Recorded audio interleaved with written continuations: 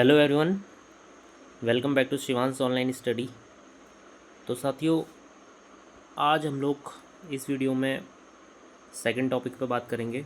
जैसे कि इससे पहले हमने प्रीवियस वीडियो में चर्चा की थी UKPSC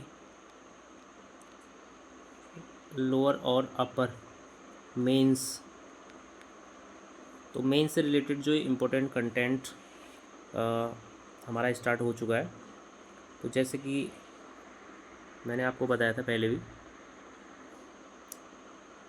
lower previous year mains कि जीएस पेपर 1 ये मैंने अपलोड कर दिया है। ठीक है, तो उसमें हमने क्वेश्चन देखे थे और उसमें देखा था कि कितने मार्क्स का आपका जो न्यू सिलेबस चेंज हो चुका है, यानी कि अपडेट हो चुका है। 600 मार्क्स का ओवरऑल मेंस रहने वाला है। तो उसमें काफ़ी इंपॉर्टेंस रहेगी यहाँ से, इस कंटेंट से आपको जो डेली आपको मिलेगा। जैसे कि क्योंकि जो ये कंटेंट है आपका करंट और स्टैटिक जीके पर आधारित है, क्योंकि इसी प्रकार से मेंस में जो आपकी जो क्वेश्चन पेपर बनता है सेम देखने को मिलेगा आपको, और बहुत सारे प्रश्न आपको हो सकता है यहाँ से मिल जाएं, और आपका जो आंसर राइटिंग है काफ़ी हेल्पफुल हो सकता है। तो वो चैनल को सब्सक्राइब ज़रूर कर लीजिएगा और शेयर ज़रूर करिएगा कंटेंट। ठीक है, तो आगे बढ़ते हैं। आज का हमारा सेकंड टॉपिक है हमारा 20वां गवर्नर कप गोल्ड टूर्नामेंट 2025। इससे पहले फूलों की घाटी पर हमने चर्चा की है और ये क्यों फाइनली रिसेंट में चर्चा में रहा है।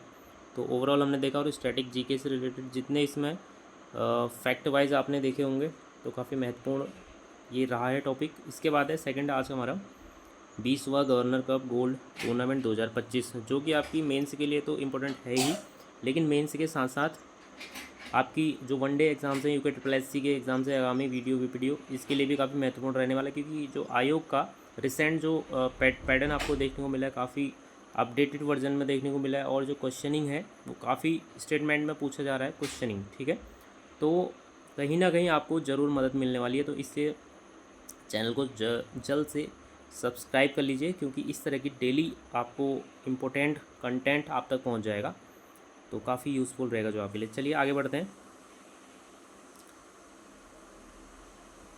तो 20वां गवर्नर कप गोल्ड टूर्नामेंट के बारे में हम लोग चर्चा करेंगे, क्यों आखिर में चर्चा में है। तो फूलों की घाटी हमने लगभग टॉपिक था काफ़ी, है ना, डिटेल में था, तो थोड़ा आपको बोरिंग भी लग रहा होगा, लेकिन बोरिंग नहीं है। मेंस के लिए काफ़ी यूज़फुल है। तो इसी क्रम में सेकंड है हमारा 20वां गवर्नर कप गोल्ड टूर्नामेंट 2025। तो आइए इसको देखते हैं आखिर में चर्चा में क्यों रहा है।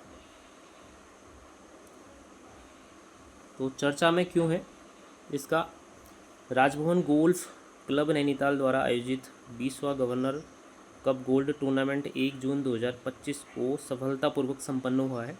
तो फाइनली 1 जून 2025 को यह संपन्न हुआ है। सेकंड पॉइंट है, उत्तराखंड के राज्यपाल ने विभिन्न श्रेणियों में विजेताओं और उप विजेताओं को पुरस्कार प्रदान किए इसमें। अब देखिए इसके जो मुख्य पॉइंट्स हैं, मुख्य बिंदु टूर्नामेंट के बारे में।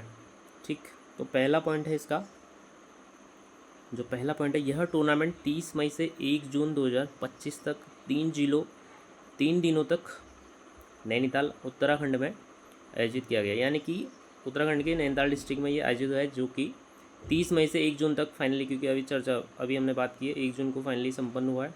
तो इसका सेकंड पॉइंट है, इस आयोजन में भारत के विभिन्न राज्यों से कुल 177 यानी कि 177 गोल्फ खिलाड़ियों ने भाग लिया है। तो फाइनली देखिए काफ़ी इंपॉर्टेंट ये चीज़ें बन जाती हैं, फैक्ट वाइज भी आपकी क्लियर हो रही है, साथ ही साथ स्टेटमेंट के अकॉर्डिंग जो क्वेश्चनिंग हो रहा है ना, जो पैटर्न आयोग का अपडेट हो चुका है। तो इसी प्रकार से पूछा जाता है कि भाई कितने इसमें गोल्फ खिलाड़ियों ने प्रतिभाग किया था, और ये टूर्नामेंट है कि कब से कब तक ये चला था और किस ज़िले में हुआ था। ठीक है, तो आगे इसमें जो महत्वपूर्ण है, आगे देखते हैं इसको।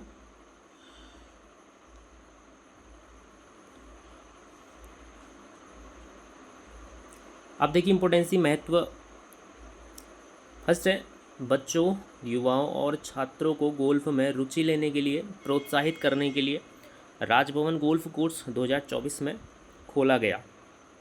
ठीक है, तो सेकंड है इसका, खेल में महिला खिलाड़ियों और युवाओं की भागीदारी को प्रोत्साहित करने के लिए विशेष प्रयास किए गए हैं। तो इसकी आखिर में महत्वता क्या है, तो ये 2 पॉइंट्स आपको क्लियरली यहाँ पर ये बता रहे हैं, ठीक है, इसकी इम्पोर्टेंसी के बारे में, क्योंकि ये 2 अपने आप में काफ़ी इम्पोर्टेंट है। इसके बाद है जो 2025 के इसमें विजेता रहे हैं, 2025 के विजेता तो वर्ग हैं और इधर विजेता हैं। तो जो वर्ग है सुपर वेटनर ग्रॉस श्रेणी, तो इसमें कर्नल SC गुप्ता को मिला है। महिला वर्ग में सृष्टि धन को, ग्रॉस श्रेणी में जफर इकबाल, नेट श्रेणी 15 से 17 आयु वर्ग में आमिरा बजाज, एमेच्योर श्रेणी में 12 से 14 आयु वर्ग में समृद्ध चंद्र ठाकुर, ठीक है। तो समृद्ध चंद्र ठाकुर को ये इस श्रेणी में मिला है। तो ओवरऑल ये श्रेणी भी काफ़ी इंपॉर्टेंट है, क्योंकि यहाँ पर जितना आप लोग मेंस राइटिंग अच्छा करेंगे उतने आपको अच्छे मार्क्स मिल जाते हैं, जाहिर सी बात है। इसके बाद आगे बढ़ते हैं। देखिए अब थोड़ा सा इसका ऐतिहासिक रूप से थोड़ा सा इसके बारे में आपको पता होना चाहिए, क्योंकि राजभवन गोल्फ क्लब नैनीताल, ठीक, तो इसका जो पहला पॉइंट है, नैनीताल में राजभवन गोल्फ क्लब की स्थापना वर्ष 1926 में गवर्नमेंट हाउस एस्टेट के हिस्से के रूप में की गई थी। नेक्स्ट है, यह कोर्स नैनीताल के पर्वतीय क्षेत्र में समुद्र तल से 6700 से 7000 फीट की ऊंचाई पर हरे भरे मिश्रित वनों में स्थित है। और थर्ड है इसमें, राजभवन गोल्फ क्लब का एक समृद्ध ऐतिहासिक विरासत है और इसे पूरे भारत में गोल्फ खिलाड़ियों के लिए एक प्रमुख गंतव्य माना जाता है। तो इसकी जो 3 विशेषताएं हैं अपने आप में, जो इसका थोड़ा सा इतिहास बता रहा है और ओवरऑल इसके बारे में डिस्कशन कर रहा है। तो फ्रेंड्स ये जो टॉपिक है यहाँ पर 30वां गवर्नर कप गोल्फ टूर्नामेंट से रिलेटेड जितने भी आपके इम्पोर्टेंट तथ्य हैं, जो कि मेंस राइटिंग में आपके लिए काफ़ी इम्पोर्टेंट बन जाते हैं। अब इसके बाद जो दूसरा आज का टॉपिक है इम्पोर्टेंट, उत्तराखंड में राज्य सहायता मिशन पर क्षेत्रीय कार्यशाला, तो इसको देखते हैं। उत्तराखंड में राज्य सहायता मिशन पर क्षेत्रीय कार्यशाला, तो ये टॉपिक है। तो चर्चा में क्यों रहा है, रिसेंट में क्यों रहा है, क्योंकि नीति आयोग से इसका कनेक्शन है कहीं ना कहीं, और नीति आयोग से रिलेटेड आपको पता है कि क्वेश्चन हमेशा से आपको हर एग्ज़ाम में देखने को मिल जाता है, तो काफ़ी इंपॉर्टेंट हो जाता है, क्योंकि इससे इसका कनेक्शन काफ़ी है इसलिए। तो इसमें देखिए चर्चा में क्यों रहा है उत्तराखंड राज्य सहायता मिशन पर, ठीक है, क्षेत्रीय कार्यशाला। तो इसमें देखिए चर्चा में क्यों है, नीति आयोग ने उत्तराखंड सशक्तिकरण एवं परिवर्तन संस्थान सेतु आयोग के सहयोग से देहरादून में राज्य सहायता मिशन यानी कि SSM के अंतर्गत 1 दिवसीय क्षेत्रीय कार्यशाला आयोजित की है। तो किसके अंतर्गत किसने कर रखी है, तो ये सेतु ने कर रखी है, सशक्तिकरण एवं परिवर्तन संस्थान, ठीक है, जो कि नीति आयोग ने, ठीक है, तो इम्पोर्टेंट है। और कहाँ पर किया है इसका 1 दिवसीय क्षेत्रीय कार्यशाला का आयोजन, तो देहरादून में है। तो ये फैक्ट बन जाता है आपके लिए, काफ़ी इंपॉर्टेंट हो जाता है। और बाकी सभी UK SSC aspirants and UK PSC के लिए तो इम्पोर्टेंट है ही, जैसा कि मैंने आपको बता दिया है। तो काफ़ी इंपॉर्टेंट चीज़ें हैं, तो आप लोग ज़रूर देखिएगा, यूज़फुल रहने वाली है, ठीक है। अब इसके बाद नीति आयोग के संबंध में आपको इसका बैकग्राउंड पता है, तो इसके बारे में ज़्यादातर चर्चा नहीं करेंगे, सीधे आगे बढ़ेंगे। और जो SSM की बात है इसी को लेकर हम लोग फोकस कर रहे हैं। तो मुख्य बिंदु इसमें क्षेत्रीय कार्यशाला के बारे में अब जो इम्पोर्टेंट पॉइंट्स हैं, जिसमें कि पहला है, यह कार्यशाला राज्य सहायता मिशन SSM के अंतर्गत आयोजित श्रृंखला की पहली कार्यशाला थी, जिसका उद्देश्य राज्य परिवर्तन संस्थानों SIT के माध्यम से नीति आयोग तथा राज्यों केंद्र शासित प्रदेशों के बीच संरचित सहयोग को बढ़ावा देना था। तो इसी का मेन जो ऑब्जेक्ट है, यानी कि मेन इसका जो ऑब्जेक्ट है, इसका उद्देश्य क्या है, तो नीति आयोग तथा राज्य केंद्र शासित प्रदेशों के बीच संरचित सहयोग को बढ़ावा देना है, जो है इसका उद्देश्य। इसके बाद जो दूसरा है इसमें देखिए, कार्यशाला का उद्देश्य राज्यों और केंद्र शासित प्रदेशों को एक साथ लाकर SSM पहल यानी कि राज्य सहायता मिशन SSM, तो सीधा डायरेक्टली यहाँ पर कभी ना कभी ऐसे SSM ही पूछेगा सीधा, इसका पूरा डिटेल नहीं भी देगा, तो SSM क्या है, ठीक है। तो चर्चा में आखिर क्यों रहा है रिसेंट में,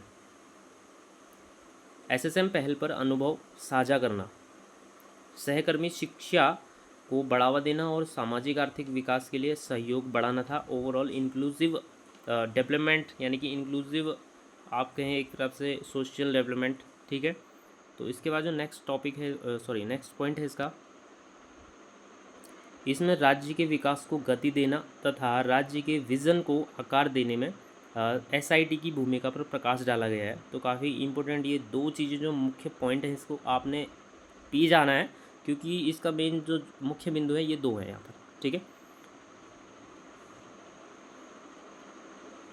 इसके बाद राज्य सहायता मिशन एसएसएम, इसको देखना है थोड़ा सा। इसमें क्या है, पहला पॉइंट कहता है इस मिशन के अंतर्गत नीति आयोग राज्यों, संघ राज्य क्षेत्रों को क्षमता निर्माण तथा राज्य परिवर्तन संस्थानों एसआईटी की स्थापना में सहायता प्रदान करता है, और इसका उद्देश्य राष्ट्रीय प्राथमिकताओं के अनुरूप वर्ष 2047 तक राज्यों, केंद्र शासित प्रदेशों को उनके सामाजिक आर्थिक विकास लक्ष्यों को प्राप्त करने में सहायता करना है, और जिसके लिए इस मिशन को 2022-23 से 2024-25 की अवधि के लिए 237.5 करोड़ रुपए के कुल परिव्यय के साथ मंजूरी प्रदान की गई है। तो काफ़ी इम्पोर्टेंट ये है इसमें, क्योंकि जो इसका जो डाटा रहता है कितना यहाँ पर व्यय इसमें किया गया है, तो ये भी आपको ध्यान रखना है। इसके बाद मिशन के क्रियान्वयन हेतु नीति आयोग में एक राज्य आर्थिक एवं परिवर्तन इकाई सेतु का गठन किया गया है। तो इसका हम बैकग्राउंड थोड़ा सा पहले भी देख चुके हैं। इसके बाद अब इसमें देखिए सम्मिलित कौन कौन से यहाँ पर अधिकारी हैं। तो संयुक्त सचिव स्तर के अधिकारी मिशन निदेशक की अध्यक्षता वाली इस इकाई में निदेशक, सहायक निदेशक, नवाचार प्रमुख तथा युवा पेशेवरों की एक टीम सम्मिलित है। तो इस प्रकार से इसमें सम्मिलित आपको टीम गए, तो इस प्रकार से है। इसके बाद नेक्स्ट है एसएसएम, सतत विकास लक्ष्यों यानी कि एसडीजी के स्थानीयकरण प्रयासों को सुदृढ़ करने में सहायक सिद्ध होगा, जिससे बहुआयामी गरीबी को कम करने में मदद मिलेगी। तो काफ़ी ये भी इम्पोर्टेंट अपने आप में, ये पॉइंट भी इम्पोर्टेंट है, ठीक है। तो इसका जो मुख्य उद्देश्य में जो मेन है जो वो भी इसका एक है। इसके बाद देखिए ये टॉपिक यहीं पर क्लियर हो गया है, यानी कि कंप्लीट हो चुका है। इसके बाद सेकंड है, इसके बाद देखिए जो तीसरा टॉपिक है आज का, ये है उत्तराखंड में रणनीतिक सलाहकार समिति। तो ये आखिर में रिसेंट में चर्चा की, क्योंकि राज्य सरकार की एक जो समिति है, नई समिति का गठन हुआ है हाल ही में। तो इसके बारे में देखते हैं चर्चा में क्यों है। तो इसका मुख्य उद्देश्य क्या है, उत्तराखंड के राज्यपाल लेफ्टिनेंट जनरल सेवानिवृत्त ने नवाचार और प्रभावी कार्यान्वयन पर एक रणनीतिक सलाहकार समिति के गठन को मंजूरी दे दी है।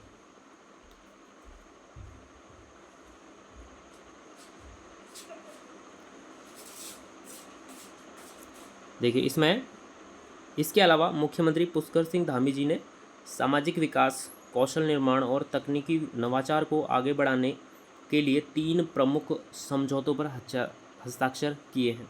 अब देखिए इसमें जो मुख्य बिंदु हैं क्या क्या हैं वो देख लेंगे। रणनीतिक सलाहकार समिति शासन, नवाचार और प्रभावी कार्यक्रम कार्यान्वयन को बढ़ावा देने के लिए मुख्यमंत्री की अध्यक्षता में, ठीक है, इसकी अध्यक्षता किसने की है, मुख्यमंत्री ने। सेकंड टॉपिक है, सेकंड पॉइंट है इसका, टाटा ट्रस्ट के साथ त्रिपक्षीय समझौता जल प्रबंधन, पोषण, टेलीमेडिसिन, ग्रामीण आजीविका और हरित ऊर्जा पर केंद्रित 10 वर्षीय साझेदारी, ठीक है। तो किन किन पर आपने देख लिया। इसके बाद देखिए नेस्कॉम के साथ कौशल विकास समझौता उत्तराखंड। तो नेस्कॉम के साथ जो कौशल विकास समझौता हुआ, इसमें उत्तराखंड को एक तकनीकी कौशल केंद्र के रूप में स्थापित करेगा, जिसमें एआई, डाटा विज्ञान, साइबर सुरक्षा और पाइथन में पाठ्यक्रम उपलब्ध कराए जाएंगे। तो जो इससे संबंधित है, जैसा कि तकनीकी कौशल, इसमें एआई है आजकल, ठीक है, डाटा विज्ञान है, साइबर सुरक्षा, ये भी अपने आप में काफ़ी इंपॉर्टेंट पॉइंट्स हैं। इसके बाद अगला टॉपिक है उत्तराखंड में बेली ब्रिज। अब बेली ब्रिज के बारे में चर्चा में क्यों रहा है और ये कहाँ पर है, तो इसमें देखिएगा चर्चा में क्यों है, क्योंकि उत्तराखंड के मिलम गांव के निवासियों को हिमस्खलन के कारण गौखा नदी पर बने बेली ब्रिज के क्षतिग्रस्त होने के कारण महत्वपूर्ण पहुंच संबंधी समस्याओं का सामना करना पड़ रहा है। तो फाइनली आपको इसकी लोकेशन पता लग गई है, क्योंकि ये फैक्ट हैं, इसमें फैक्ट भी आपको याद रखने हैं सभी, क्योंकि फैक्ट से ही फाइनली आपका जो एक फैक्ट से ही तो आपका बनेगा ना कंप्लीट, जो एक आपका कंटेंट बनेगा एक टॉपिक, इस टॉपिक को कंप्लीट करने के लिए। तो काफ़ी ज़रूरी हैं सभी चीज़ें। तो मिलम गांव की बात है, ठीक है। तो मिलम गांव के निवासी यानी कि जो गोखा नदी है तो मिलम में ही अवस्थित है, ठीक है। तो भूस्खलन के संबंध में तो आपके सामने ये फिगर वाइज आपको दिख रहा होगा। तो ये गोखा उत्तराखंड बैली ब्रिज है यहाँ पर, ठीक है। तो इसमें देखते हैं आगे।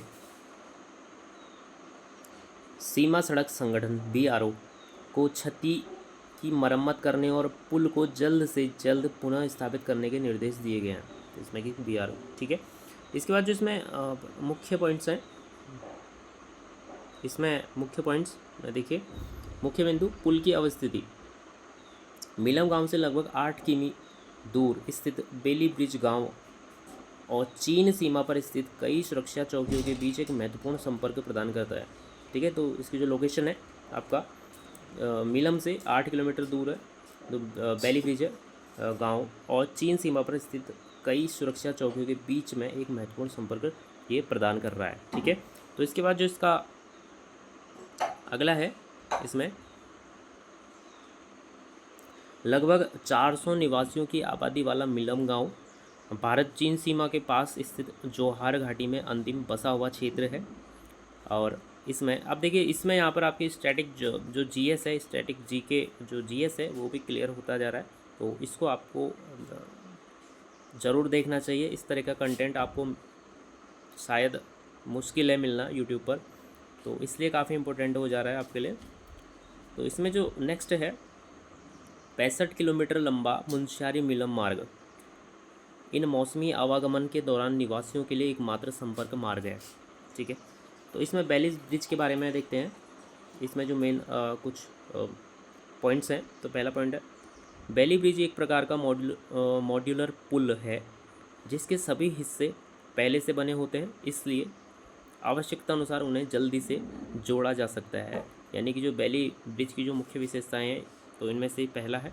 और इसके बाद जो सेकंड है इसका पॉइंट, इसका आविष्कार द्वितीय विश्व युद्ध के दौरान British civil engineer Donald Coleman Bailey के द्वारा किया गया था। तो देखिए, आपका जो एक ये प्रश्न है, ये स्टैटिक GK से इसका संबंध है सीधा सीधा, क्योंकि बेली ब्रिज जो कि इसका लोकेशन है और ये किसके द्वारा इसका निर्माण करवाया गया था। तो ये क्वेश्चन यहाँ पर क्लियर हो जाएगा इसका आंसर। इसके बाद इस पुल की प्रमुख विशेषताओं में शामिल है मॉड्यूलर डिज़ाइन है, परिवहन में आसानी होती है, उच्च भार वहन क्षमता है और विभिन्न भौगोलिक परिस्थितियों में अनुकूलन क्षमता इसकी है, ठीक है। तो इसीलिए ये इसकी मुख्य विशेषताओं में इतनी सारी चीज़ें शामिल है। इसके बाद है इसका अगला जो पॉइंट है, बेली ब्रिजों को विशेष रूप से चुनौतीपूर्ण वातावरण में त्वरित संयोजन के लिए डिज़ाइन किया गया है, जिसके लिए न तो भारी मशीनरी की आवश्यकता होती है और न ही उन्नत निर्माण तकनीकी है, ठीक है। इसके बाद जो इसका तीसरा है पॉइंट, भारतीय सशस्त्र बलों को बेली ब्रिज का डिज़ाइन अंग्रेज़ों से विरासत में मिला था। इसे वर्षों 1971 के भारत पाक युद्ध में और वर्ष 2021 के उत्तराखंड बाढ़ जैसी आपदाओं में राहत कार्यों के दौरान प्रयोग में लाया गया था। तो काफ़ी आपके लिए ये समझने वाली चीज़ें और जानने वाली चीज़ें हैं अच्छी वाली, ठीक है। तो इसके बाद है हिमस्खलन।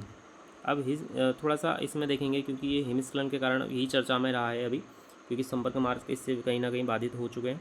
तो परिचय देखिए, हिमस्खलन अथवा हिमदाव पर्वतीय ढलानों पर बर्फीले टुकड़ों तथा मलबे का तीव्र गति से नीचे की ओर बहना होता है।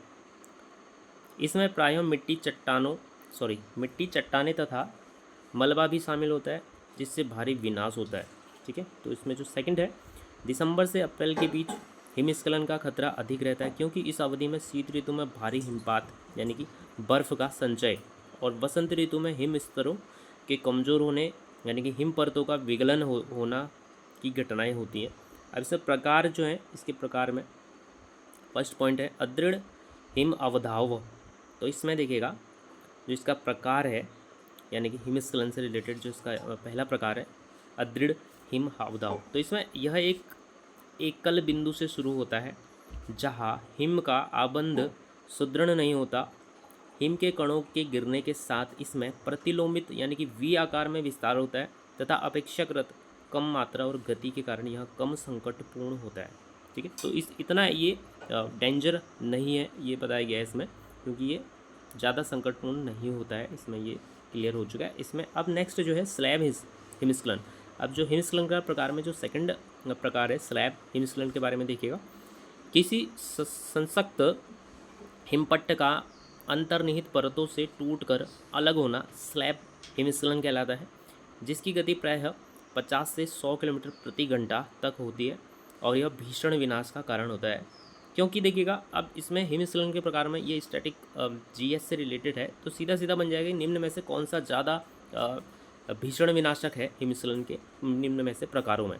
तो यहाँ पर ये क्लियर हो चुका है आपको। ठीक है, और या फिर इसका गति पूछ ली जाएगी, तो गति में 50 से 100 किलोमीटर पर घंटा। लेकिन वहीं अगर अदृढ़ हिम अवधाव की बात होगी तो वह काफ़ी यानी कि कम संकटपूर्ण होता है। इसके बाद नेक्स्ट है थर्ड ग्लाइडिंग हिमस्खलन, जो कि हिमस्खलन का तीसरा प्रकार है। तो ग्लाइडिंग हिमस्खलन में इसमें हिमपुंज का घास अथवा चट्टान जैसी समान सतह से नीचे की ओर फिसलना होता है, जिससे इसमें विभंजन होता है और यह स्थिर हिमखंड से अलग हो जाता है। ठीक है, जिसको कहेंगे ग्लाइडिंग हिमस्खलन। इसके बाद है आर्द्र हिम अवधाव। तो इसमें आर्द्र हिमस्खलन स्वाभाविक रूप से तापमान या वर्षा में बढ़ोतरी के कारण होता है, क्योंकि विगलित हिम के जल से हिम परत का आबंध कमज़ोर हो जाता है। तो ये कब होगा? तापमान पर डिपेंड होगा और वर्षा में बढ़ोतरी के कारण ही निम्न में से कौन सा हिमस्खलन होगा? तो इसमें होगा आर्द्र हिम अवधाव। ठीक है, तो ये क्लियर हो गए हैं हिमस्खलन के प्रकारों के जो हमने 4 प्रकार देखे, तो ये आपको अच्छे से क्लियर हो गया होगा। आगे है सीमा सड़क संगठन यानी कि BRO। तो इसमें देश के उत्तरी और पूर्वोत्तर सीमावर्ती क्षेत्रों में सड़कों के नेटवर्क के तीव्र विकास के समन्वय के लिए वर्ष 1960 में सीमा सड़क संगठन BRO की स्थापना की गई थी। तो आपको भली भांति अगर हम देखें तो 1960 में BRO की स्थापना हो चुकी है। वहीं जरा BRO के से इससे रिलेटेड पूरा अगर हम समझे तो यह संगठन रक्षा मंत्रालय के प्रशासनिक नियंत्रण में कार्य करता है। नेक्स्ट है BRO ने अब अपना कार्यक्षेत्र हवाई पट्टियों, भवन परियोजनाओं, रक्षा संबंधी निर्माण तथा सुरंग निर्माण तक विस्तारित कर लिया गया है। अब देखिए क्वेश्चन बन सकता है कि निम्न में से BRO की निम्न में से किन किन उसमें आपकी इनकी भूमिका इम्पोर्टेंट है, तो यहाँ पर आप लोग को ये क्लियर हो गया होगा। अगला है केंद्र सरकार ने सीमा सड़क विकास बोर्ड यानी कि BRDB की स्थापना की, जिसके अध्यक्ष प्रधानमंत्री तथा उपाध्यक्ष रक्षा मंत्री होते हैं। तो ये भी आपको क्लियर होना चाहिए। नहीं, सीमा सड़क विकास बोर्ड में जो है अध्यक्ष और उपाध्यक्ष निम्न में से कौन कौन होते हैं, तो ये क्लियर हो गया होगा। और जो हमने पढ़ा था हिमस्खलन के बारे में, ये फिगर वाइज आपको थोड़ा सा देखने को मिल रहा है इसके प्रकारों से रिलेटेड। ठीक है, तो फ्रेंड्स ये था आज का हमारा करंट और GS को कोरिलेशन, क्योंकि जो आपका मेंस है फिलहाल आपका लोअर है, उसके बाद अपर है, दोनों के लिए ही काफ़ी आपका यूज़फुल रहने वाला कंटेंट। तो चैनल को सब्सक्राइब अधिक से अधिक संख्या में कीजिएगा और कंटेंट पसंद आए तो लाइक ज़रूर करें और शेयर ज़रूर करिएगा।